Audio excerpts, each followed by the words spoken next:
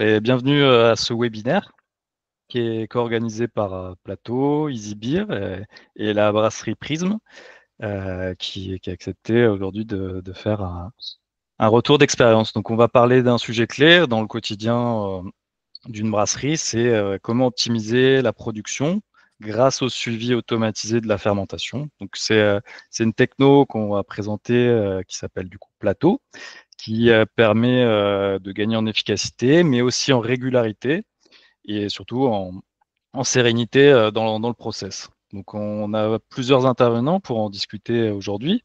Alors, on n'a pas Antoine qui est pas présent, qui a eu une Si, si, grosse si, journée. si, Ah c'est oui, moi, pardon, moi c'est Antoine, c'est Alexandre qui est pas là. j'inverse. Il y a pas Alexandre qui est là, mais il y a Antoine de la brasserie Prism qui va du coup partager son retour. Émilie de Plateau et Magnus aussi, le CEO qui est présent aujourd'hui. Donc le programme, il est assez simple. On va vous présenter la technologie Plateau rapidement et après parler directement avec la brasserie, avec Antoine de Prism qui va qui va nous faire ses retours. Et n'hésitez pas après à poser vos questions, réponses directement dans le chat. Je vais débloquer la fonctionnalité ou m'envoyer directement un petit message en discussion.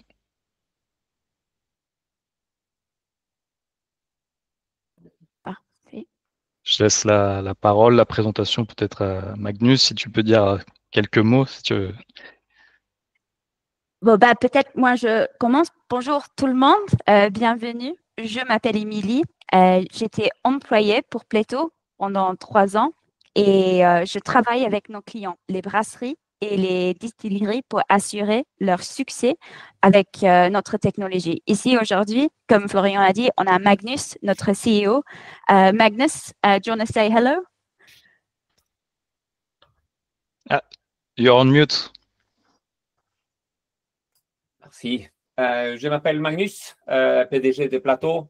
Je suis ravi d'être ici au compte d'Isibir et de Pressenbrunn. OK, cool. Alors, tout le monde, j'imagine que vous entendez très bien mon très joli accent anglais. Alors, veuillez m'excuser si je parle avec quelques petites erreurs, mais je fais mon mieux pour la présentation. Alors, je commence. Un peu de nous ici à Plateau.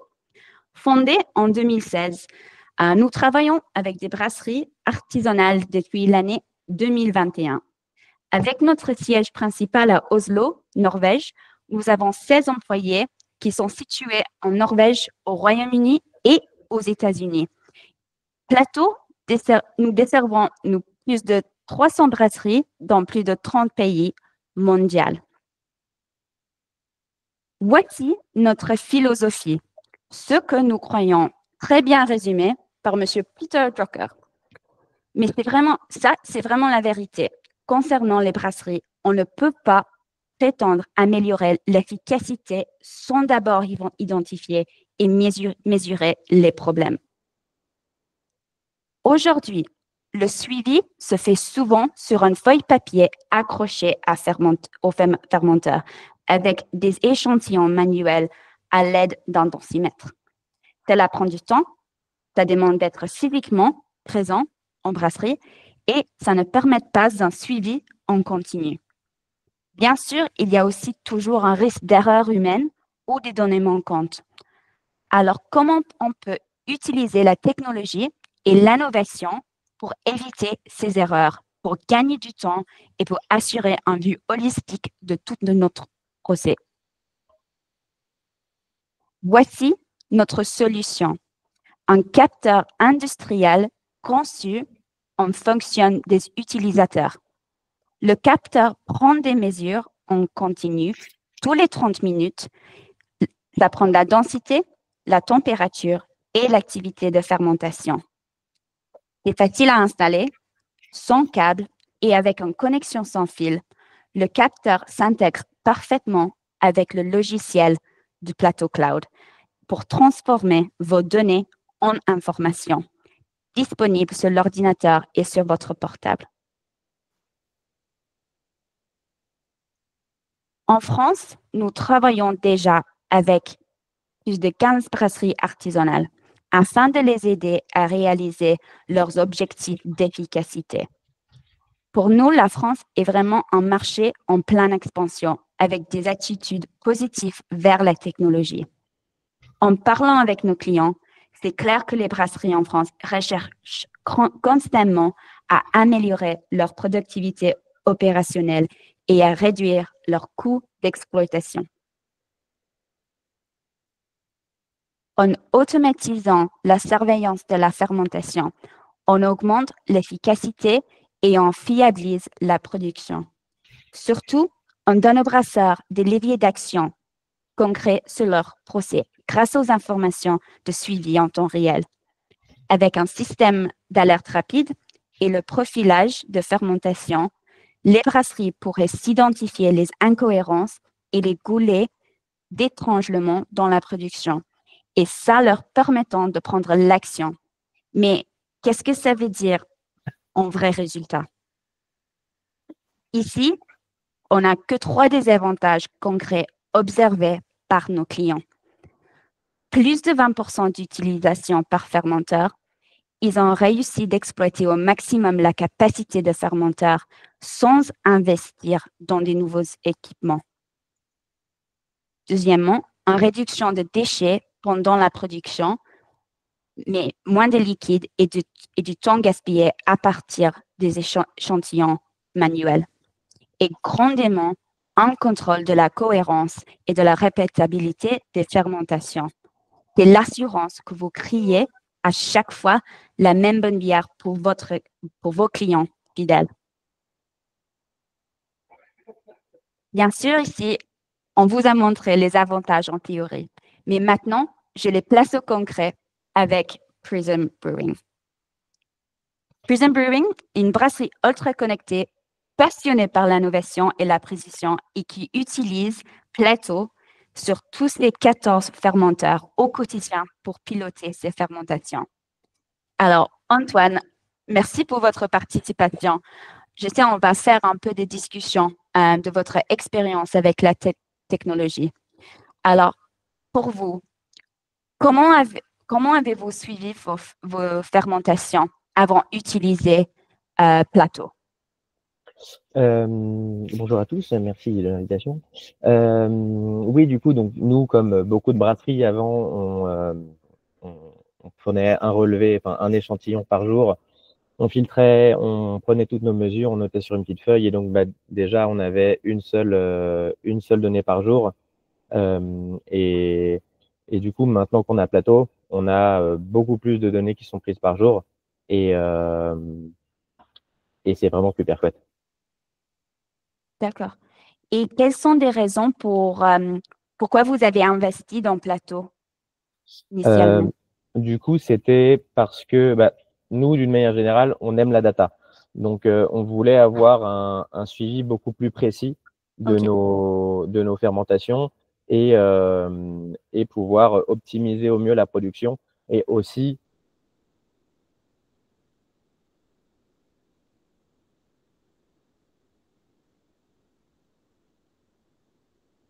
Non. Vous êtes en mute.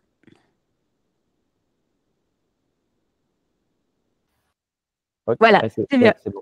Oui, c'est Florian qui avait coupé mon micro de droit. Oui, donc, je ne sais plus où j'en étais. On a investi dans Plateau parce que voilà, on voulait un meilleur suivi de nos fermentations et pouvoir optimiser toute notre production et aussi gagner du temps sur la journée. Bien sûr, ok. Et pendant votre expérience, vous m'avez partagé quelques exemples de l'impact concret dans votre brasserie. Alors, si tu es d'accord, je vais les présenter maintenant. Et en premier bénéfice, vous m'avez dit que vous avez l'opportunité maintenant d'identifier immédiatement un ralentissement de fermentation. Est-ce que tu peux parler un peu plus de ça, s'il vous plaît?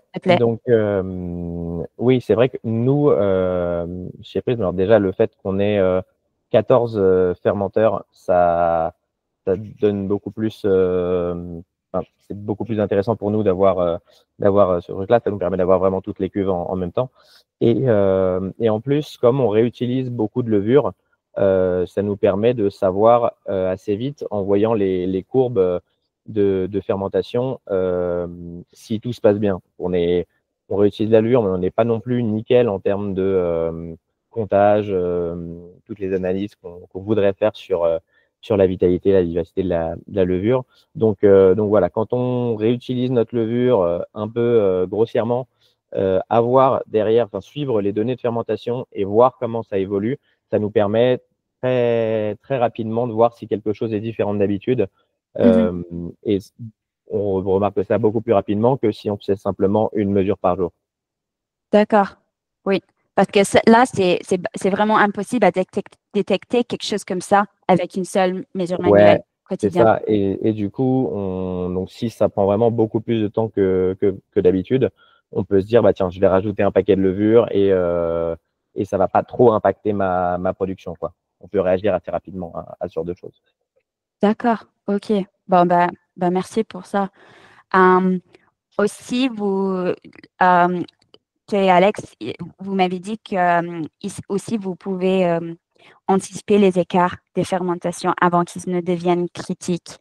Alors, qu'est-ce que vous pouvez... Oui, c'est vrai que il y a des fois certains problèmes qui sont passés un peu inaperçus Oui, avant et qui nous ont causé des soucis.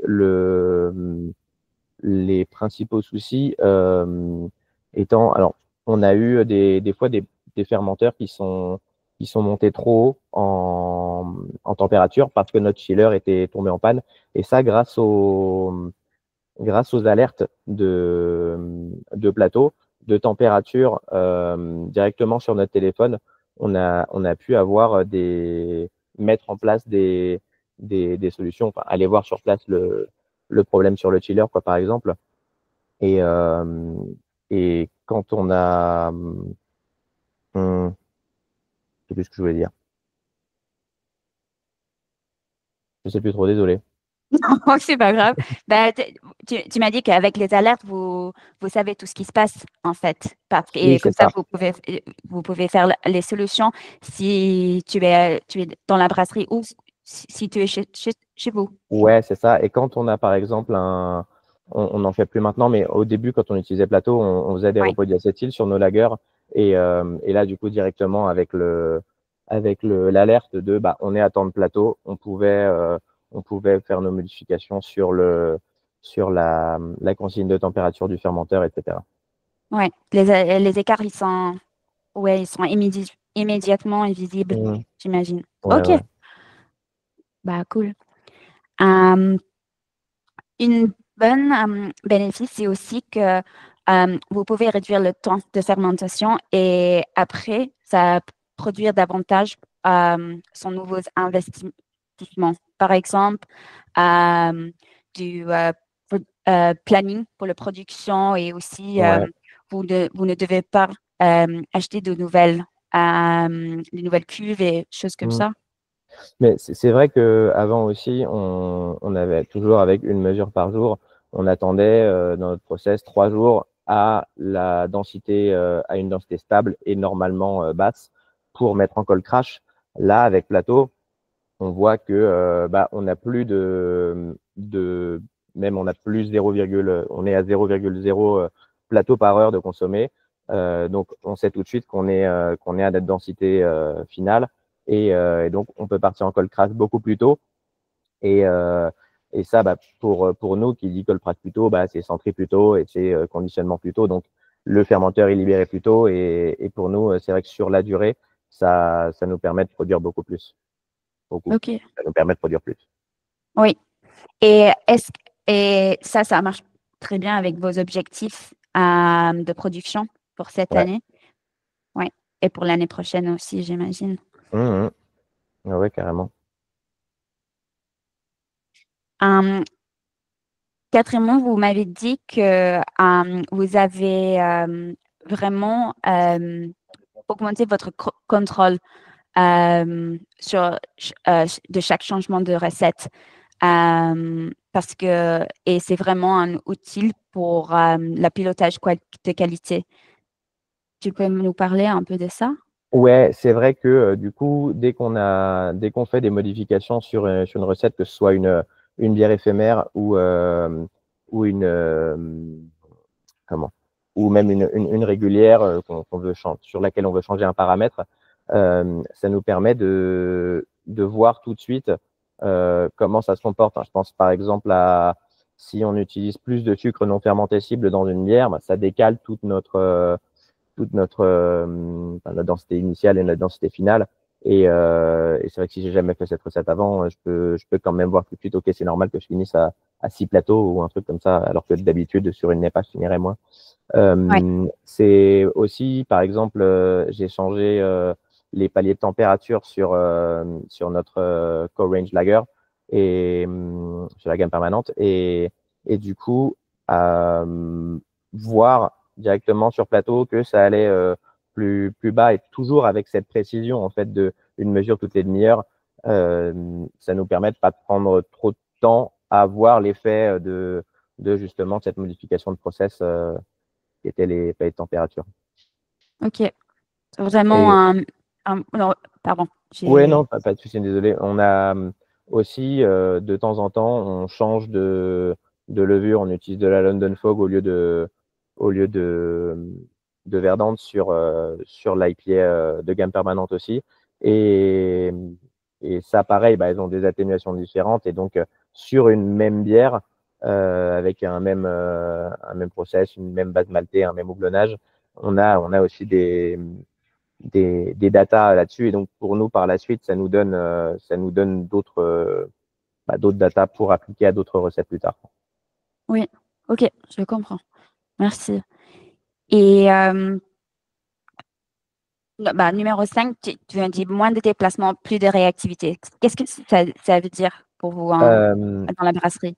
Bah oui, c'est vrai que déjà, le fait d'avoir tout sur le téléphone, euh, couplé au fait que je puisse contrôler toutes mes consignes de froid sur mes fermenteurs à distance depuis mon téléphone, ça permet notamment le week-end de ne pas avoir besoin de demander à quelqu'un de venir faire les checks ou moi-même de venir. Donc ça, c'est cool. Et voilà, mettre un fermenteur en cold crash le samedi soir depuis son téléphone, c'est quand même super cool. Donc comme ça, ça peut avoir des effets sur le planning assez importants. Mais donc, si c'est déjà arrivé qu'on se dit, tiens, est-ce qu'on va pouvoir centrifuger ça lundi? Et voilà, le vendredi, on voit que la fermentation n'est pas tout à fait finie, mais le Oui. samedi soir, boum, je mets en cold crash et le lundi, on peut centrifuger, quoi. OK. Bah, vraiment plus de flexibilité et aussi, Ouais, bah, c'est toujours bien, c'est important de regagner les week-ends, hein. C'est ouais. cool. Et en dernier, vous m'avez dit, c'est plutôt gagner du temps au quotidien et Ouais, ouais. réduire les risques sanitaires. Ouais. Mais du coup, même si on essaye toujours d'avoir des stagiaires qui nous aident énormément, et on remercie les stagiaires euh, pour faire les mesures, c'est vrai qu'on a toujours d'autres choses à faire. Et c'est vrai que même si on continue quand même à faire des relevés pour prendre les pH, le fait de ne plus prendre toutes les densités sur tous les fermenteurs, ça fait gagner quand même beaucoup, beaucoup de temps. Et oui, mine de rien, c'est quand même de temps en temps un échantillon de moins qui sort du fermenteur, donc on perd moins de produits et puis c'est mieux. Ah oui, OK. Bon, merci Antoine pour le retour de votre expérience. Avec plaisir. Merci beaucoup. Alors, je voudrais demander à notre contributeur si quelqu'un a des questions ou quelque chose à demander à nous avant je. Il y a une question de Sébastien. J'ai essayé de répondre avec les infos qu'on a déjà. Je ne Oui. sais pas si vous avez vu dans le chat. Mais si tu as Ouais. quelque chose, toi, à rajouter, Antoine, retour d'expérience, on va dire terrain, il demandait comment on fait pour l'installation, le nettoyage, la désinfection. Ouais, zéro souci. On les laisse. Nous, le but vraiment, si on en a pris 14, au début, on s'était dit on peut en prendre moins, ça coûte moins cher. mais on s'est dit que si on doit les switcher de fermenteur à chaque fois entre fermenteur de bière finie ou fermenteur ou bière en fermentation, on allait les abîmer à un moment. Et en plus, il faut qu'ils soient vraiment bien à niveau pour qu'ils fonctionnent bien. Donc non, on s'est dit, on veut les laisser en permanence. Et c'était une de nos questions aussi. Et du coup, pas de souci, le CIP sous des PERA, il supporte très très bien. Donc c'est pas de souci. Ouais, ça fonctionne à pile. Nous, on a pris des grosses piles rechargeables. Comme ça, on les recharge ici. Ça ne fait pas une consommation de piles qui est complètement déconnante. Nous, on est tout en DIN.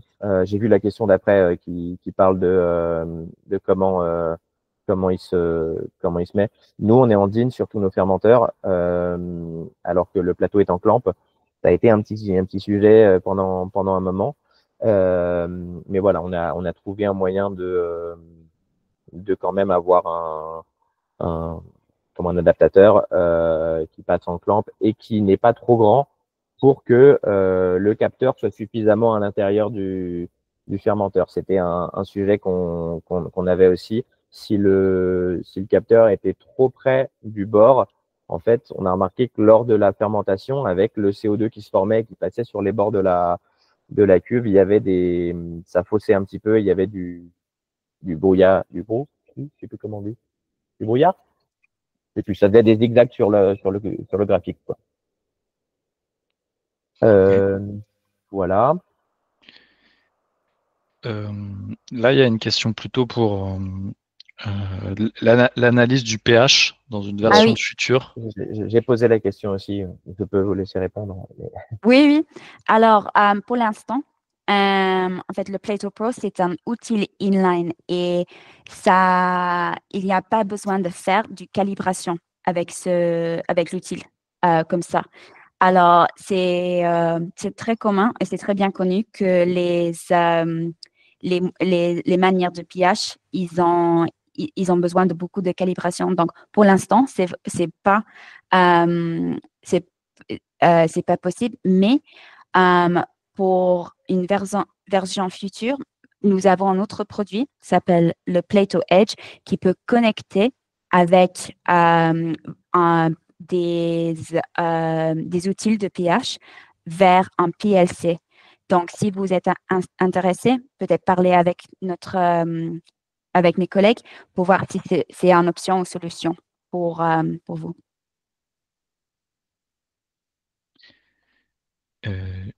Une autre question au niveau de la connexion en Wi-Fi. Oui. Ça fonctionne bien par Wi-Fi? Oui, ouais. Bien sûr. Pour confirmer. On a un petit routeur qui, lui, est relié en Ethernet à notre box, mais derrière, tous les plateaux sont reliés en Wi-Fi, ouais. Et non, il ne peut pas contrôler la régulation de froid. Moi, c'est un autre truc qui me permet de contrôler la régulation de mon froid sur mes fermenteurs. C'est pour ça que sur la slide d'avant, il y a deux téléphones, un avec plateau et l'autre avec Notre système. Ouais. Et n'hésitez pas si vous avez d'autres questions. Moi, j'avais noté d'autres questions qu'on m'avait soumises par email. Je vais juste les reprendre rapidement pour que ce soit plus clair. Donc, le capteur, lui, il est immergé, donc il s'installe via le port latéral. Donc voilà, pour être clair, pour ceux qui ont rejoint un peu plus tard l'appel. Autre question, je m'étais noté. Donc, pour repréciser pour ceux qui sont arrivés, donc le capteur il mesure la densité, donc en plateau ou en SG, la température et l'activité de fermentation également. La précision des mesures, donc on est à 0,1 degré près pour la température et la densité aux alentours de 0,5 plateau. Oui, c'est ça. Donc voilà.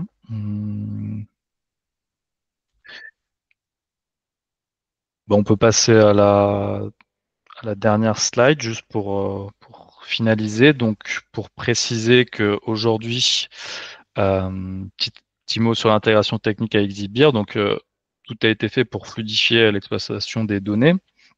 Et tout est intégré entre les données de fermentation vont remonter automatiquement dans le module de production EasyBeer. Donc les mesures sont synchronisées en temps réel avec les brassins en cours. Donc vous aurez une vision consolidée, sans double saisie. Et notamment via les tableaux de bord où on a déjà les dernières mesures. On voit le petit screen et on rajoutera aussi d'autres KPI selon les besoins. Il y en a un autre qui est en cours là, de création par Brice qui devrait arriver bientôt. Et après, ça sera en fonction aussi des retours utilisateurs. Mais voilà. Donc, non, l'idée de ce webinaire, c'était de vous présenter cette solution plateau qui est au final peu implantée en France, comparé au marché UK où ils sont beaucoup plus développés. Hein, et en France, on est un peu à la traîne sur cette partie techno, data. Mais voilà, c'était l'idée de présenter ce dispositif qui fonctionne bien pour ceux qui l'utilisent. Si tu peux mettre juste la dernière slide, Émilie. On l'a pas précisé, mais lorsque vous souscrivez et lorsque vous testez cette solution, ils ont une garantie 60 jours, garantie offerte, enfin, remboursée si ça ne vous convient pas. Bon, ce que m'a dit Magnus, il n'y a jamais eu de retour. Ils n'ont jamais eu à activer la garantie. Donc, c'est vrai qu'une fois que les brasseurs testent et sont à l'aise avec le dispositif, ils veulent plus revenir en arrière et faire à la mano toutes ces mesures-là. Donc, il y avait une autre Il y a une question. petite question, ouais. Vas-y. Et c'est vrai que je comprends pas trop. Est-ce que c'est des vannes qui sont vraiment que tu peux pas les retirer du fermenteur ou il y a une partie qui est directement soudée dessus ou est-ce que c'est quand même possible d'enlever la vanne et d'avoir un accès direct C'est en réponse à ma question, du coup je me permets de prendre la parole. Ouais. Merci. En effet, ouais, c'est directement des DIN qui sont il y a toujours la petite vanne, mais oui, c'est soudé à même la vanne, quoi, sur le fermenteur. Ouais, dans ce cas-là, le capteur peut pas passer à travers la vanne, non, en effet. Le truc, c'est que, ouais, nous, on pouvait retirer la vanne et donc on a mis un T, un petit T qui fait aussi réduction d'INACLAMP et comme ça, on peut remettre notre vanne en dessous et avoir quand même le plateau qui passe. Mais si tu as directement ta vanne dessus, ça me paraît compliqué. En tout cas, le T. Par contre, ça veut dire que c'est toujours le même mou qui est au niveau du T. Il n'y a pas un problème. Ça circule même dans le T. Bah, en fait, quand même, la tige du plateau est assez importante. Donc, il va assez loin dans le fermenteur. Okay. Donc, c'est vraiment assez représentatif du. Oui. Si éventuellement, si Émilie, tu peux remontrer une des photos. Il y a une des photos de chez nous avec justement le thé. Oui. Le thé en question. Justifié. Ouais, c'est ça. Donc nous, on a quand même pu mettre. Voilà, on a du DIN sur le fermenteur et après on passe en clamp. On a le petit thé avec. Je voulais quand même une vanne en bas pour laver à cet endroit-là et prendre des échantillons pour confirmer de temps en temps si jamais il y a des données incohérentes. Et après, du coup, le plateau qui rentre dedans. Et côté plateau, il n'y a pas de projet de faire des raccords DIN compatibles? Bon, bah, il y a un projet pour réduire le taille taille de fourchette qui est dans le cube. Mais je vous recommande, Henri, de parler avec nous un peu pour trouver une solution parce qu'on a travaillé beaucoup avec des autres brasseries qui ont travaillé avec des entreprises de fabrication, je peux dire. Et pour avoir une solution comme ça, parce que ça, c'était un problème pour eux. Donc, je vous recommande de parler avec nous pour trouver une solution. Avec plaisir. Merci. Non, bien sûr. Ok. Ok, top. Hein. Du coup, comme je l'ai mis là dans le chat, si vous voulez en savoir plus sur la solution et si vous voulez justement avoir une démo, un appel avec eux, et puis pour préciser, hein, vous aurez une réduction exclusive de 20% sur tout leur matériel. Donc en fonction de ce que vous avez demandé, vous aurez un devis. N'hésitez pas à prendre rendez-vous avec l'appel, hein, c'est sans engagement.